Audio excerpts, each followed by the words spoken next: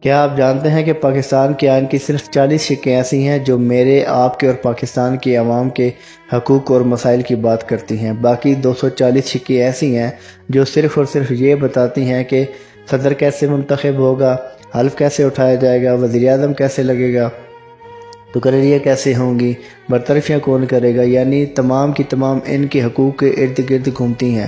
یہ جو 17ویں، 18ویں اور 19ویں ترامیم کی گئی مجال ہے، حرام ہے کہ اس میں ایک بھی ترامیم ایسی ہے جو عوام کے حقوق کے بارے میں بات کرے، ہرگز نہیں۔ یعنی کرتے ہیں غلاموں کو غلامی پہ رضامند اور طویل مسائل کو بناتے ہیں بہانہ۔ یہ علم، یہ حکمت، یہ تدبر، یہ حکومت پیتے ہیں لو، دیتے ہیں تعلیم مساوات۔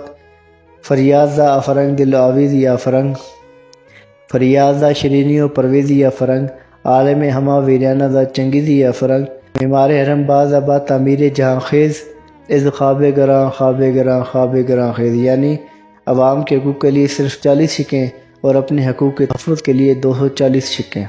تو ادھر ادھر کی نہ بات کر، یہ بتا کہ قافلہ کیوں لٹا، مجھے راہزنوں سے گلہ نہیں، تیری راہبری کا سوال ہے۔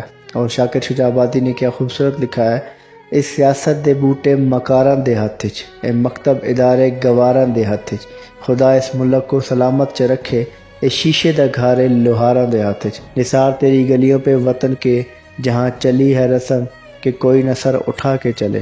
اللہ وطن عزیز پاکستان کو رہتی دنیا تک پائندہ باد رکھے۔ سلام پاکستان۔